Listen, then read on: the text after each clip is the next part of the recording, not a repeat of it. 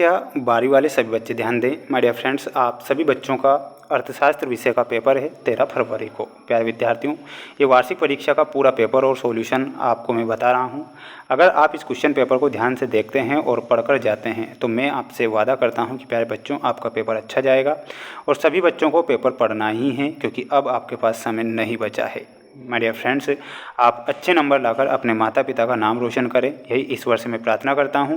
आइए शुरुआत करते हैं हमारे प्रश्नों से, जो आप सभी छात्रों की परीक्षा में आएंगे। प्रश्न यहाँ पर आप देख सकते हैं। सबसे पहले मैं आपको सही विकल्प वाले प्रश्न बता देता हूँ, जिन्हें आपको ध्यान से देखना है। प्यारे विद्यार्थियों, पहला प्रश्न आपकी परीक्षा में आएगा कि वस्तु की प्रत्येक अगली इकाई के प्रयोग से सीमांत उपयोगिता क्या होती है। प्यारे विद्यार्थियों, वस्तु की अगली इकाई से जो सीमांत उपयोगिता है वो घट जाएगी, तो इसमें आपको क्या लिखना है? घटती है। अगला प्रश्न है, अल्पकालीन उत्पादन फलन की व्याख्या निम्नलिखित में से किस नियम के द्वारा की जाती है। अल्पकालीन उत्पादन फलन की जो व्याख्या है निम्नलिखित में से किस नियम के द्वारा की जाती है, तो इसमें आपको लिखना है परिवर्तनशील अनुपातों के नियम से। तो परिवर्तनशील अनुपात हमारा सही होगा।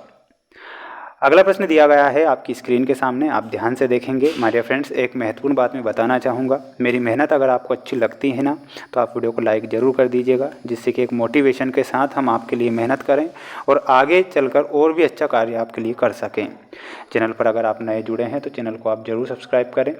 अगला है, वस्तु का मूल्य बढ़ने पर पूर्ति क्या होती है। अगर वस्तु का मूल्य बढ़ रहा है तो पूर्ति भी बढ़ जाएगी, तो इसमें आपको लिखना है पूर्ति बढ़ती है। समष्टि अर्थशास्त्र का मुख्य यंत्र क्या होता है। तो समष्टि अर्थशास्त्र का जो मुख्य यंत्र होता है, इसमें आपको लिखना है राष्ट्रीय आय विश्लेषण। राष्ट्रीय आय विश्लेषण समष्टि अर्थशास्त्र का मुख्य यंत्र है। ये आप सभी बच्चे करेक्ट उत्तर के रूप में ध्यान रखेंगे।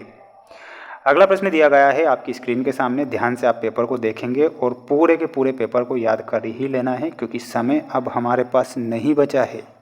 विदेशी विनिमय की प्रक्रिया होती है, तो विदेशी विनिमय की जो प्रक्रिया होती है देशों के बीच में होती है। विदेशी विनिमय की प्रक्रिया वे राजस्व प्राप्तियां जो कर के अतिरिक्त अन्य स्रोतों से प्राप्त होती है कहलाती है। तो अन्य स्रोतों से प्राप्त हो रही है तो उन्हें गैर कर प्राप्तियां कहेंगे। तो इसमें आपको लिखना है गैर कर प्राप्तियां। वहीं अगला है, सीमांत उपभोग प्रवृत्ति का सूत्र बताइए। तो सीमांत उपभोग प्रवृत्ति में हमारा सही उत्तर क्या हो जाएगा, और वो हो जाएगा ऑप्शन नंबर फर्स्ट। ठीक है, ये आप करेक्ट उत्तर के रूप में ध्यान रखेंगे। हमारे फ्रेंड्स, पेपर के पीडीएफ अगर आपको चाहिए तो पीडीएफ हमारे ऐप पर मिलेंगे। ऐप की लिंक डिस्क्रिप्शन में दे रखी है। हमारे ऐप का नाम है मेंस एजुकेशन ऐप। अंग्रेजी मीडियम वाले जो बच्चे हैं उनके लिए भी पेपर है, वहीं पर जो आपको मिल जाएंगे। तो आप सभी बच्चों को करना है ऐप इंस्टॉल। अगला है, व्यष्टि एवं समष्टि अर्थशास्त्र एक दूसरे के होते हैं, तो ये एक दूसरे के क्या होंगे, एक दूसरे के पूरक हो जाएंगे। तो इसमें आपको लिखना है पूरक। किसी वस्तु की कीमत उस बिंदु पर निर्धारित होती है जहाँ वस्तु की मांग तथा वस्तु की पूर्ति दोनों हो। तो दोनों कैसी हो, इसमें आपको लिखना है दोनों बराबर हो। कृषि को अर्थव्यवस्था के क्षेत्र में शामिल किया गया है, तो कृषि जो है उसे प्राथमिक क्षेत्र में शामिल किया गया है। तो यहाँ पर आपको लिखना है प्राथमिक। हमारे देश में पत्र मुद्रा निर्गमन का अधिकार किसके पास होता है, इसमें आप लिखेंगे आरबीआई के पास। कीन्स का आय एवं रोजगार सिद्धांत कालीन है, तो कैसा कालीन है, इसमें आप लिखेंगे ये अल्पकालीन है। तो इसमें आपको लिखना है अल्प। मूल बिंदु पर नतोदर होता है, तो उत्पादन संभावना वक्र जो होता है मूल बिंदु पर नतोदर होता है। इसमें आप क्या लिखेंगे, उत्पादन संभावना वक्र। ये हमारा यहाँ पर सही उत्तर के रूप में हो जाएगा।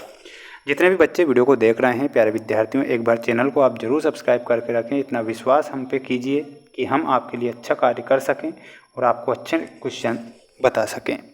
सत्य में देखिएगा, उपयोगिता व्यक्तिगत होती है, तो ये बिल्कुल आपका सत्य हो जाएगा। सीमांत उपयोगिता ऋणात्मक भी हो सकती है, तो ये भी आपका सत्य होगा। स्टॉक समय के एक निश्चित बिंदु पर मापी गई मात्रा है, ये सत्य लिखना है। बचत एवं विनियोग सदैव समान होते हैं, यह असत्य लिखना है।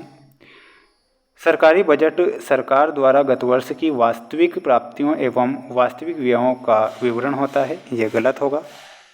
भुगतान संतुलन सदैव संतुलित रहता है और पूर्ण रोजगार से अभिप्राय अर्थव्यवस्था में शून्य बेरोजगारी है, ये गलत हो जाएगा। ठीक है, तो ये आप ध्यान रखेंगे और अच्छे से इसे पढ़ेंगे। अगला प्रश्न ये रहा आपकी स्क्रीन के सामने, जिसमें आप सभी बच्चे जोड़ी यहाँ पर देख पा रहे हैं। कुल उत्पादन में वस्तुओं एवं सेवाओं की कुल मात्रा से मिलाना है, तो इसमें हमारा सही उत्तर क्या हो जाएगा? Option number D. साधन के प्रतिफल का नियम में हमारा हो जाएगा अल्पकाल होता है, तो इसमें ऑप्शन नंबर एफ से मिलाना है। सीमांत उत्पादन में हमारा अतिरिक्त उत्पादन सही होगा। एक पक्षीय प्रकृति में हमारा हस्तांतरण आई सही होगा। उत्पादक द्वारा यंत्रों का उपयोग होता है अंतिम वस्तुएं। बढ़ई द्वारा लकड़ी का उपयोग में होता है मध्यवर्ती वस्तुएं। तो ये आपकी जोड़ी यहाँ पर कंप्लीट हो चुकी है। सभी छात्र अच्छे से देखें और अच्छे से आप इन्हें पढ़ें, ताकि आप अच्छे नंबर लेकर अपनी परीक्षा में अच्छे नंबर लाकर अपने माता पिता का नाम व अपने गुरुजनों का नाम रोशन करें। एक शब्द या एक वाक्य में जब सीमांत उपयोगिता शून्य होती है तब कुल उपयोगिता कितनी होती है? तो कुल जो उपयोगिता है वो हो जाएगी अधिकतम। तो यहाँ पर आपको क्या लिखना है? अधिकतम।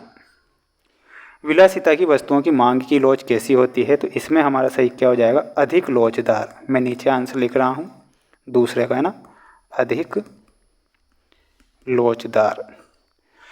जब मांग एवं पूर्ति दोनों में बराबर वृद्धि होती है तब संतुलन कीमत पर क्या प्रभाव पड़ता है? तो इसमें आपको लिखना है कोई प्रभाव नहीं पड़ता है। क्या लिखना है? कोई प्रभाव नहीं पड़ता है। विनियोग और राष्ट्रीय आय के बीच संबंध की विवेचना किस अवधारणा में की गई है? तो इसमें आपको लिखना है गुणक अवधारणा में। तो यहाँ पर आपको लिखना है गुणक अवधारणा। पूर्ण प्रतियोगिता में विक्रय लागतें कितनी होती है? तो पूर्ण प्रतियोगिता में विक्रय जो लागतें होती हैं शून्य वो हो जाती हैं। कीन्स के आय एवं रोजगार सिद्धांत की आधारशिला क्या है? तो आधारशिला हो जाएगी इसकी प्रभावी मांग। तो इसमें आपको क्या लिखना है? प्रभावी मांग विल बी करेक्ट आंसर। सभी बच्चे इसका एक स्क्रीनशॉट ले सकते हैं और सभी प्रश्नों के आंसर अगर आपको चाहिए तो ऐप को तो इंस्टॉल करना ही होगा। वहाँ पर आपको ये पेपर के PDF मिलेंगे, जिससे कि आप अपनी तैयारी को जारी रख सकें। माय डियर फ्रेंड्स, आप सभी बच्चे अच्छे से मेहनत करें, अच्छे नंबर लेकर आएँ, यही ईश्वर से प्रार्थना करता हूँ। मिलते हैं नेक्स्ट वीडियो में।